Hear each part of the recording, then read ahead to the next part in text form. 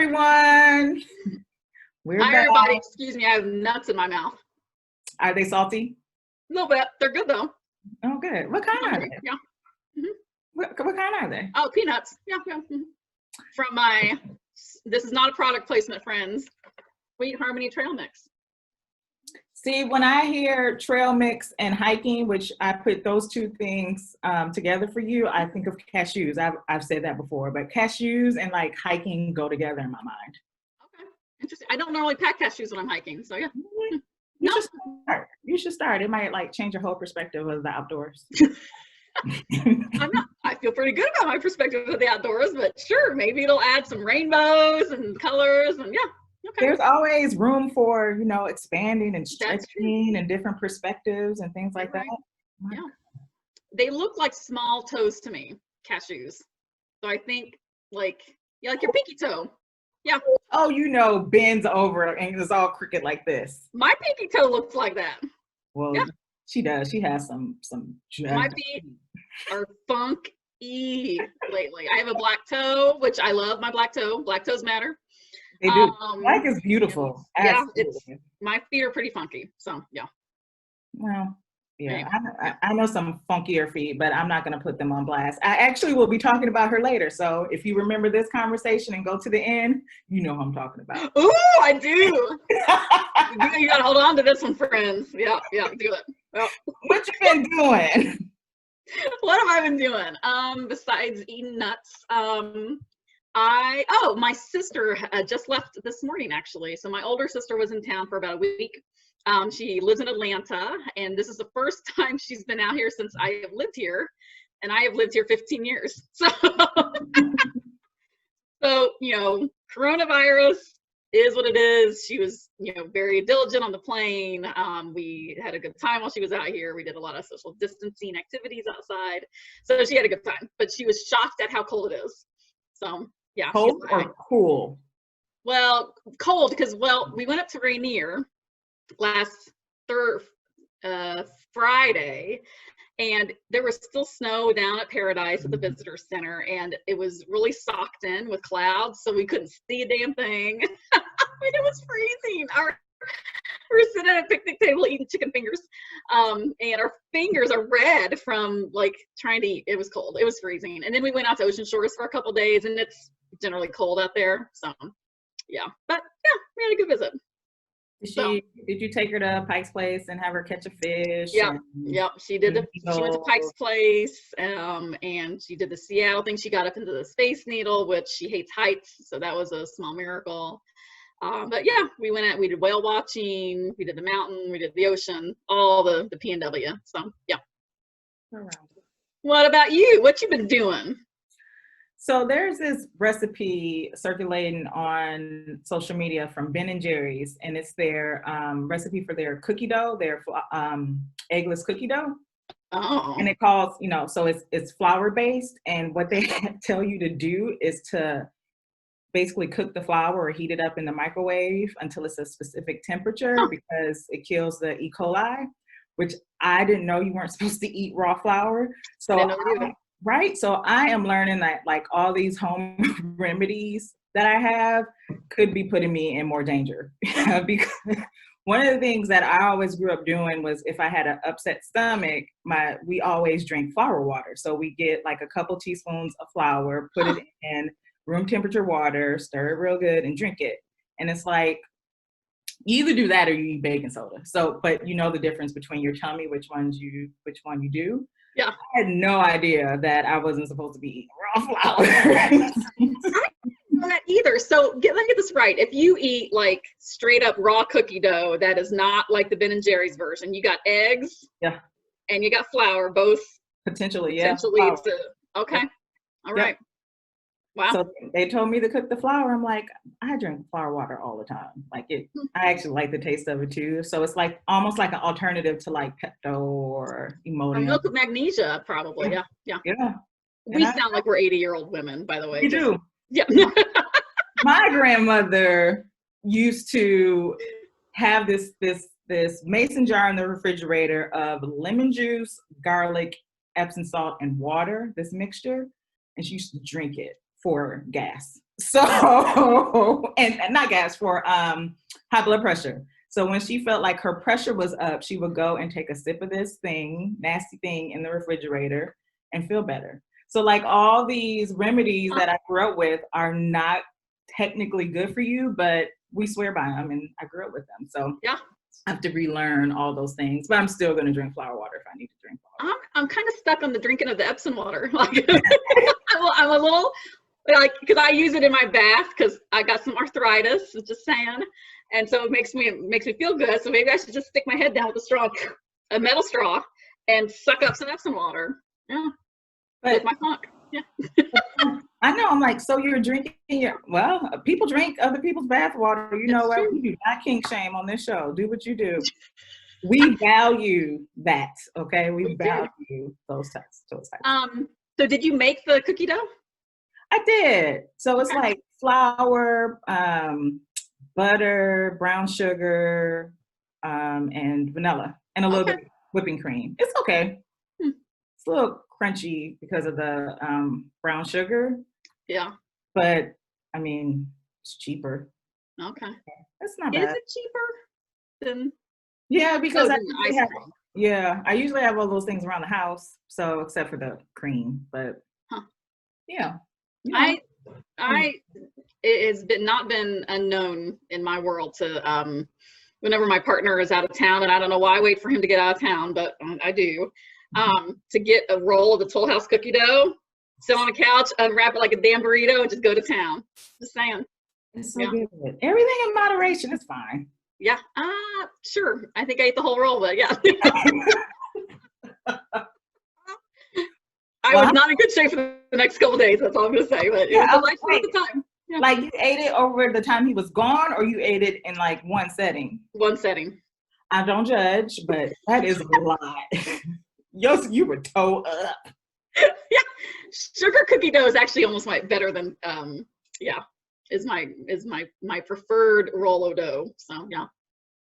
I can get with that because sometimes I don't want the chocolate chips in my cookie dough. Yeah. So I can move with that. Anyway, yeah. Oh, pulling back the curtains on our lives. You know what? We are real people with real things. It's true.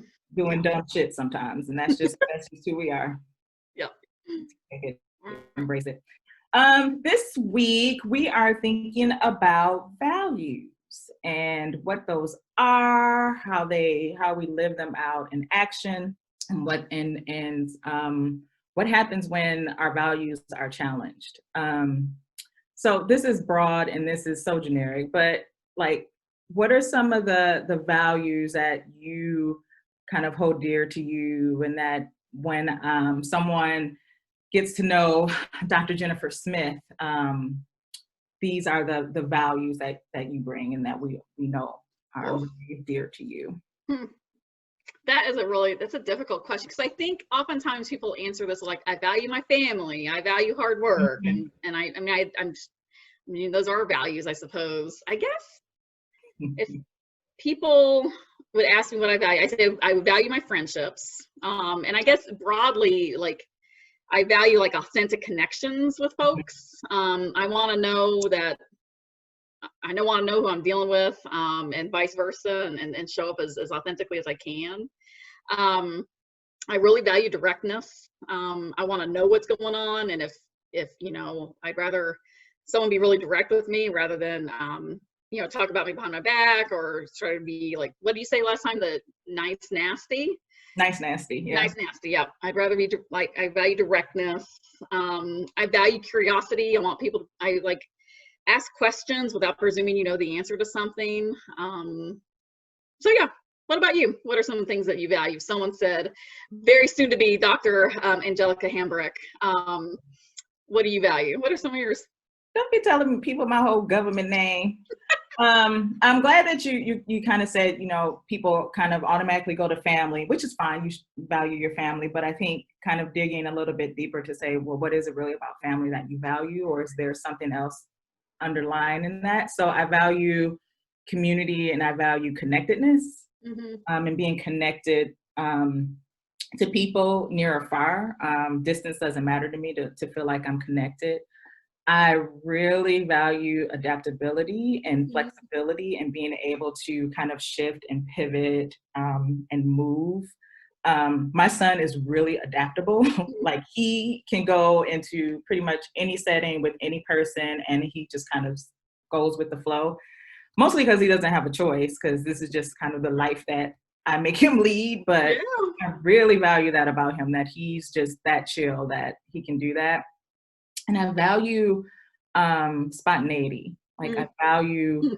I don't like everything to be planned and dictated and lists and, and things like that. Like I can do it, but it's not like my default. So I just like saying, getting up one day and saying, like I did, I'm gonna move to the West Coast. Like Yeah. just because I don't know anything about it. I don't know anybody out there. I don't have a job, but this is what I'm gonna do because Yeah. the spontaneity and the adventure of it all are things that are core to me, I think.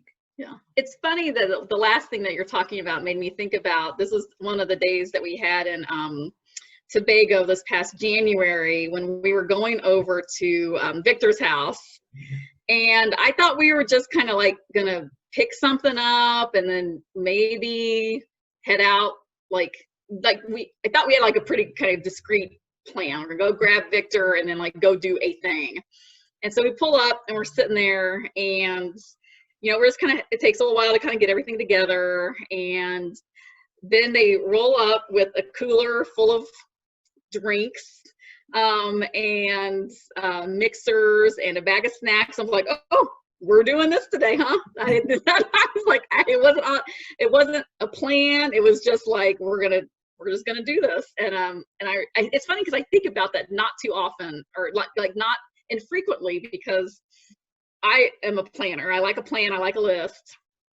But when things like that happen, and we had an amazing day, and we had so much fun, and those things, I hold them in my memory a lot because they remind me that plans and lists aren't essential, and they aren't necessary all the time, and that there's other ways to be that are really fun and things can unfold. So when you said that, it was one of the first things I thought of because I was thinking about it for some reason last week too, and like, yeah, just it was great. It was spontaneous, but there also wasn't any communication. And so I think that Yep. made it kind of hard too, that like when we're in Tobago, we know that things kind of just happen and you kind of go with the flow, and what you think you're gonna do is not what you're gonna do, and that's Right. just kind of what it is. Yep.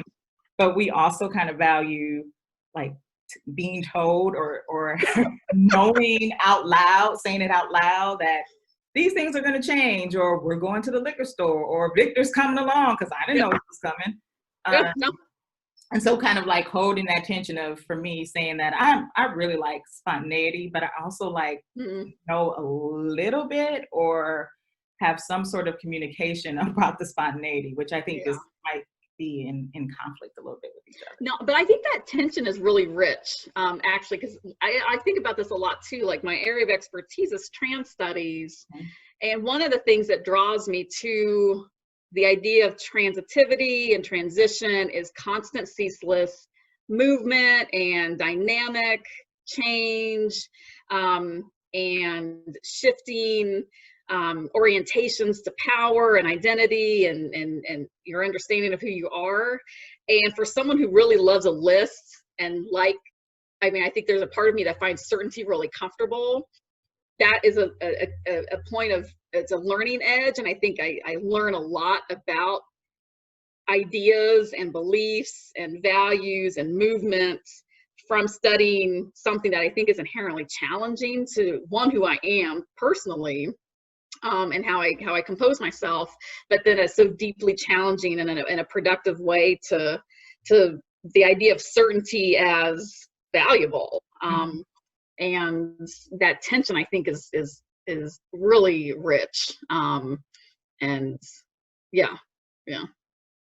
Yeah, the other thing I was thinking about too when thinking about challenge and tension is kind of being in spaces and places where what you think are your core values are in conflict with either the organization, the spaces, the Yeah. people who you are in contact with. Like Honestly, the place where I'm getting my doctorate degree from, I would have never gone as an undergraduate student. Mm, Like, it is in direct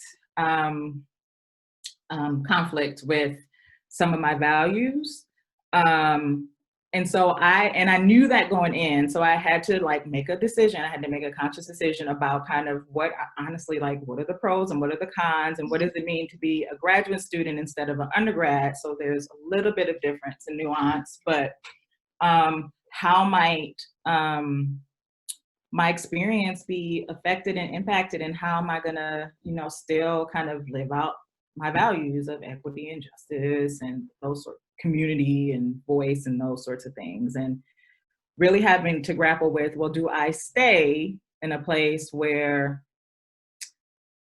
people that I know and even myself really would not be loved and accepted for who they are, or do I, stay here and get this PhD, this doctorate, because I need it, I want it, and this is a convenient program for me and it works for me in all these other ways. So really grappling with and sometimes being really uncomfortable with that tension of being in a place where I know is in complete conflict with who I am. Yeah. Yeah. No, that it's so important to think about that when you're connecting to institutions, because institutions in and of themselves, generally, because of just the nature of institutions, have particular structures and values, and they're born out of, at least within the context of the United States, white supremacist, capitalist, patriarchal society. And so those vestiges are built into the very structures and mechanisms of institutions. And so no institution, or rarely will an institution be 100% fit. Yep. And so I think or 100% reflection of values is a better way, I think, of saying that. And so I think it's really important for people to reflect on what's your line, what's your boundary, what's your goal in being there.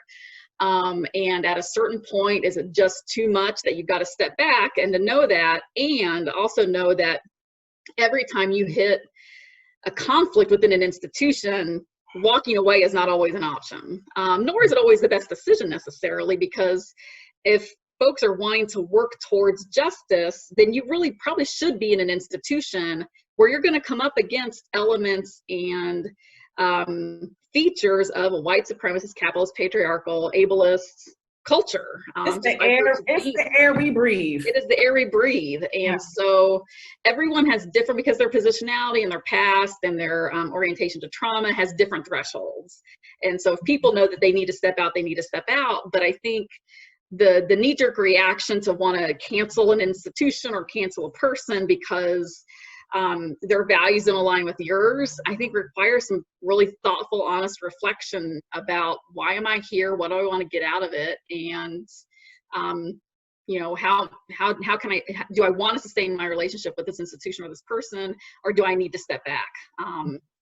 And really thinking about that within a context and within, I don't know, gradations and how you're feeling a particular day, but not having an absolute, marker of like, oh no, because I don't know where people would go, honestly. Me either.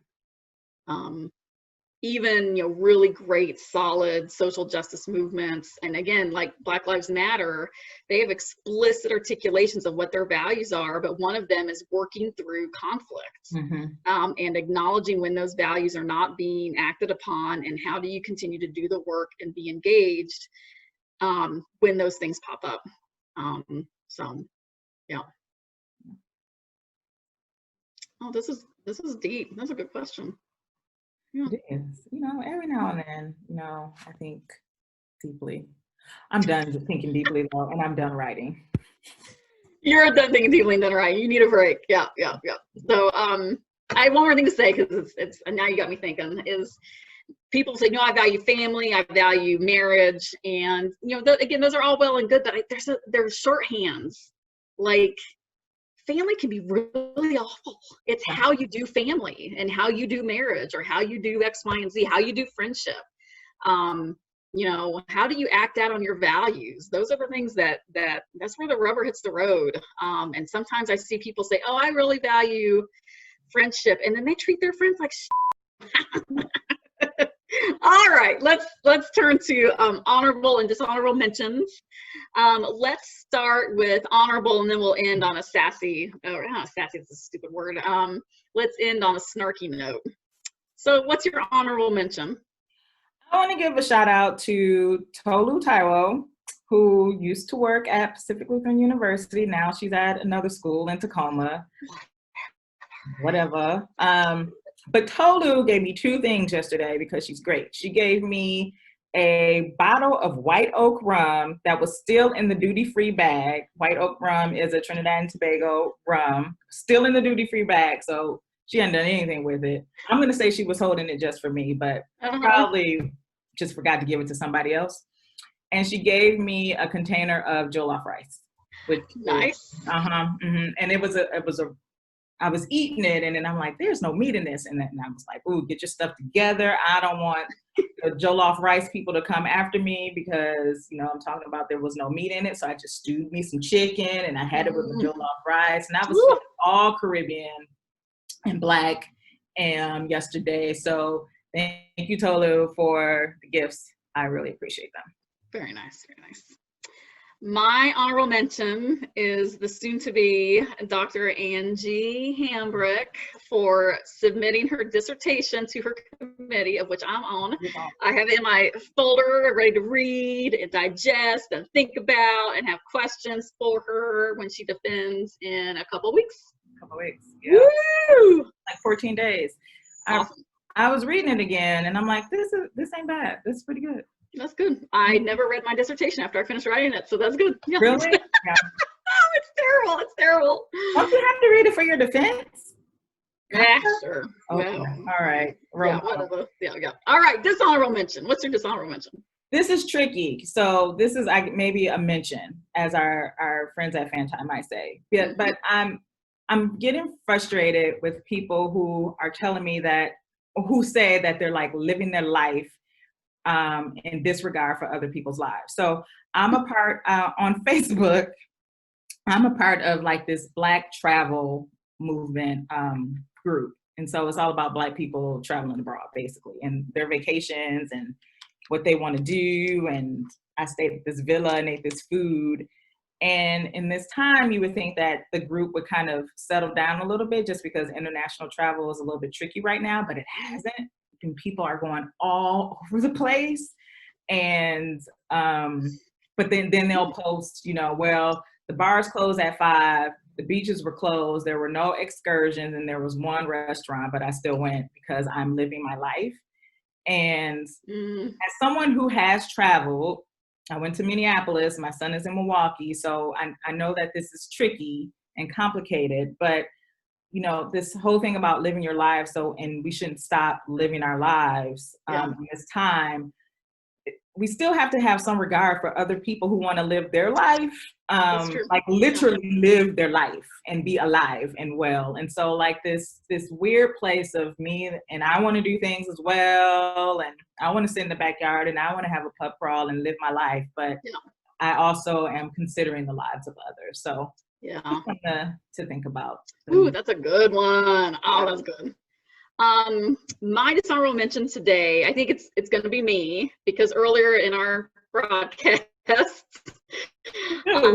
made the comment that Black toes matter, and I think that could hit people sideways, and rightly so. So I'm sorry. I don't want to make that sort of crack or that joke seem that I communicate. I don't want that to inadvertently communicate that that it's not a serious movement and that it deserves respect. So I apologize for making a joke that was inappropriate. So during this time, And that's how you're supposed to do that shit. Remember that, people.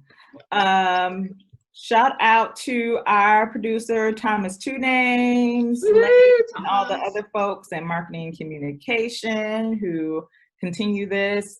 We only got like 2 more episodes, y'all, and then we're gonna sunset. So make sure y'all tuning in, engaging, and we'll see y'all next week.